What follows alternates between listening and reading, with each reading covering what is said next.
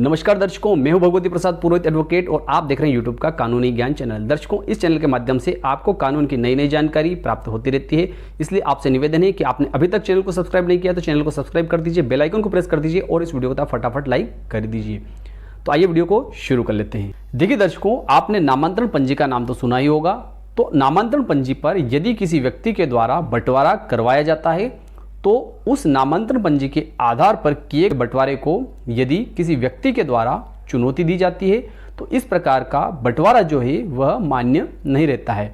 तो देखिए, इस संबंध में हम एक केस को डिस्कस कर लेते हैं। एक प्रकरण में जब कुछ लोगों ने मिलकर नामांतरण पंजी पर बंटवारा कर लिया, अब उस बंटवारे से कोई एक पक्षकार जो था वह असंतुष्ट था। असंतुष्ट से मतलब है कि वह उस बंटवारे को नहीं चाहता था और उस बंटवारे के खिलाफ कोई कार्रवाई करना चाहता था।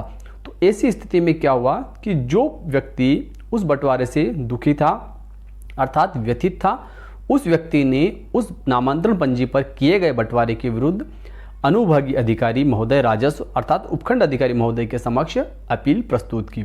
लेकिन वह अपील जो है मियाद में प्रस्तुत नहीं की गई थी। मियाद से मतलब होता है कि समयावधि में प्रस्तुत नहीं की गई थी।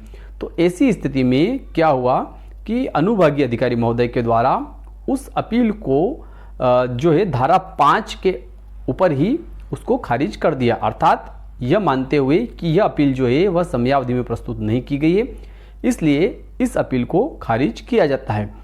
लेकिन उस व्यक्ति के द्वारा जिसके द्वारा अपील प्रस्तुत की गई थी, उसने जो अनुभागीय अधिकारी महोदय का आदेश था उसके विरुद्ध पुनः अपर आयुक्त महोदय के समक्ष फिर से सेकंड अपील प्रस्तुत की, अर्थात द्वितीय अपील प्रस्तुत की। फिर अपर आयुक्त महोदय के द्वारा अर्थात संभागायुक्त महोदय के द्वारा उस अपील को स्वीकार किया गया तथा यह माना गया कि जो नामांतरण पंजी पर बंटवारा हुआ था वह बंटवारा जो है मान्य किए जाने योग्य नहीं है और उसे निरस्त किया गया। इस प्रकार जो अपर आयुक्त महोदय के द्वारा जो आदेश दिया गया था, उन्होंने जो है जो नामांतरण पंजी का जो बंटवारा था उसे भी निरस्त किया गया तथा अनुभागीय अधिकारी महोदय के द्वारा जो अपील खारिज की गई थी उस आदेश को भी निरस्त किया गया तथा वापस से पुरानी वाली स्थिति को निर्मित किए जाने हेतु तहसीलदार महोदय को निर्देशित किया गया।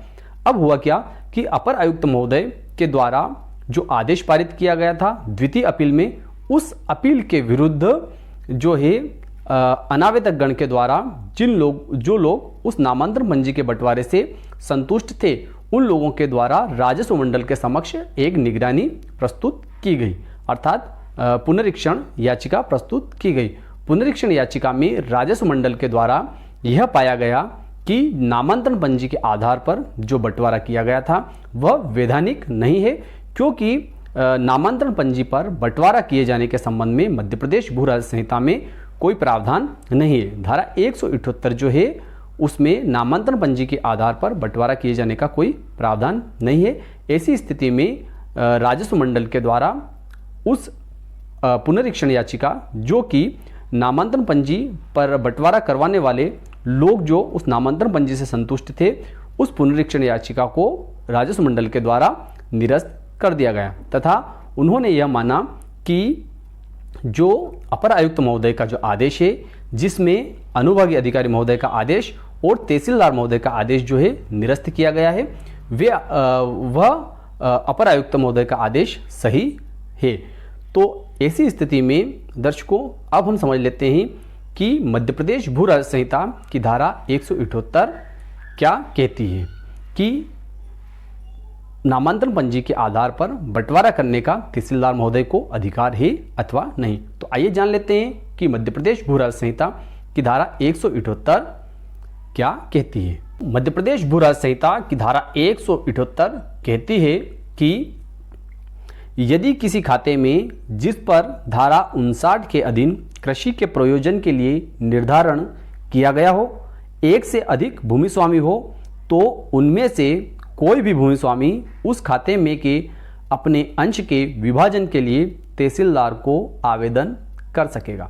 तो दर्शकों, बिल्कुल स्पष्ट है कि मध्य प्रदेश भू राजस्व संहिता की धारा 178 के तहत तहसीलदार महोदय को आवेदन पत्र प्रस्तुत करने के प्रावधान दिए गए हैं। लेकिन जो प्रकरण हमने आज डिस्कस किया, उस प्रकरण में जो है नामांतरण पंजी के आधार पर बंटवारा किया गया था। और नामांतरण पंजी जो है वह क्या होती है, इसके संबंध में मैंने एक वीडियो बना रखा है, आप चाहें तो उस वीडियो को देख सकते हैं। फिर भी मैं बता देता हूं कि नामांतरण पंजी जो है वह एक रजिस्टर होता है जिसमें कि हक अर्जन की रिपोर्ट पटवारी महोदय के द्वारा जो है लेखबद्ध की जाती है। तो इसलिए नामांतरण पंजी के आधार पर बंटवारा किया जाना मान्य नहीं किया जा सकता। अब दर्शकों, हम यह भी जान लेते हैं कि वह कौन सा प्रकरण था जिसमें कि नामांतरण पंजी के आधार पर किए गए बंटवारे को निरस्त किया गया था। तो आइए जान लेते हैं उस प्रकरण का नाम। दर्शकों, प्रकरण था मुन्नी लाल तथा एक अन्य विरुद्ध उद्देती बाई, जो कि राजस्व मंडल के द्वारा वर्ष 2019 में निर्णित किया गया था। निर्णय दिनांक थी 19/3/2019। तो आज की जानकारी आपको कैसी लगी आप कमेंट कर जरूर बताएं। आपका भी यदि कोई प्रश्न है तो उसको भी आप कमेंट बॉक्स में रख सकते हैं। फिर मिलते हैं अगले वीडियो में नई कानूनी जानकारी के साथ। तब तक के लिए जय हिंद, जय भारत।